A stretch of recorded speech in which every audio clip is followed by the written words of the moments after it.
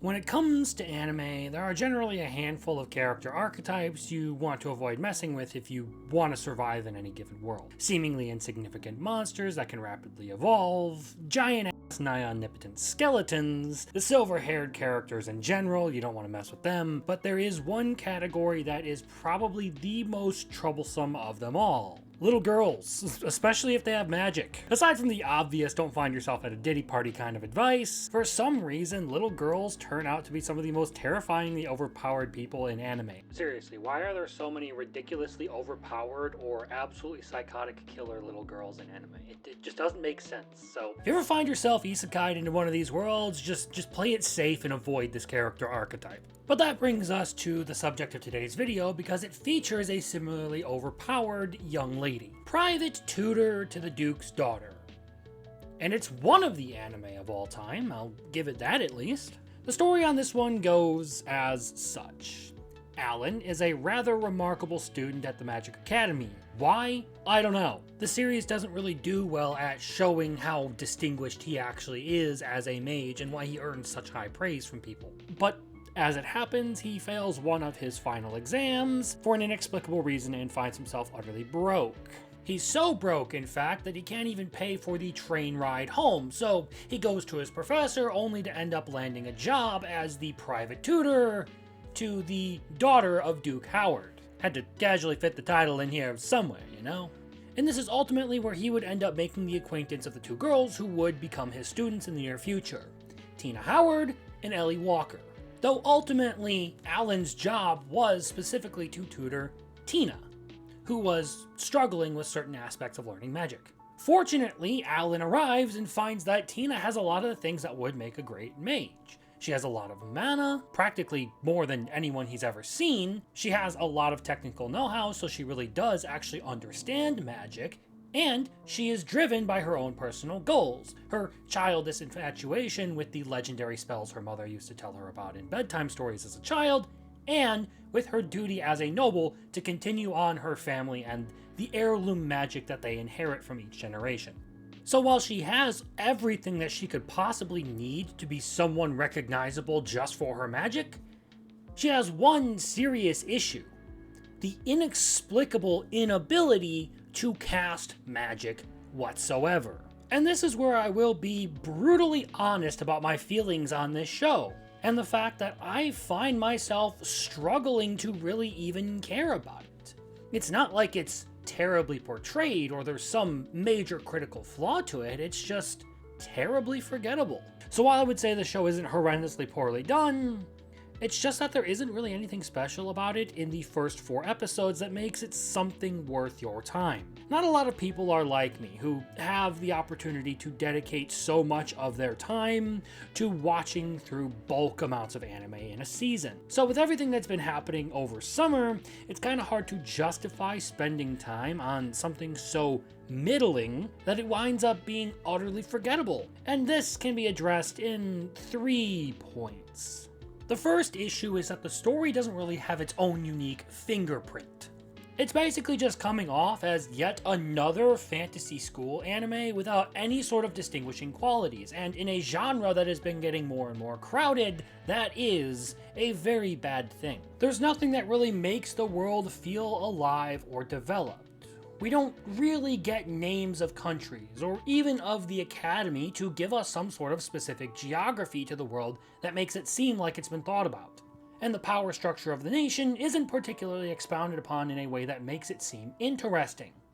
So rather than coming up with specifics that would help build the lore of this world that might establish the story on a better foundation, we get generic country, generic academy, and generic social standing with 4 noble houses, each possessing one element, and their reign is based entirely on heritage and special spells they happen to develop way in the past.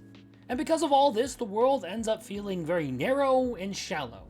And while not having the distinguishing elements of established cultures within a fantasy world might not be the gravest of sins in writing, it offers no help in building the lore that will ultimately support the story later on. i.e., world building often helps add a level of lore that will make the viewer's experience that much better, as they have a reason to connect certain character things with the world around them rather than just having characters on an empty stage. So far, the most notable world-building experiences that this show has had has been the late 18th, early 19th century transportation technology, and the legendary spells that are somewhat talked about, mostly as myth. But those are hardly a drop in the bucket as compared to what could have been done with everything else in this series.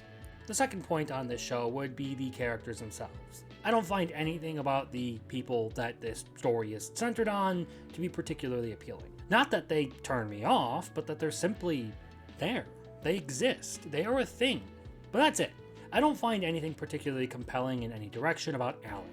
He is a generically kind teacher who looks out for his two students and even pushes them to be able to follow their dreams of attending the academy. But nothing beyond that point really sticks out to me as, wow, incredible character work. He is the blandest, most unremarkable character in all of this. Like, other than being a good teacher, nothing about him really sticks out in my memory. And the rest of the main cast is then comprised of younger girls whom he treats like little sisters, much to their dismay.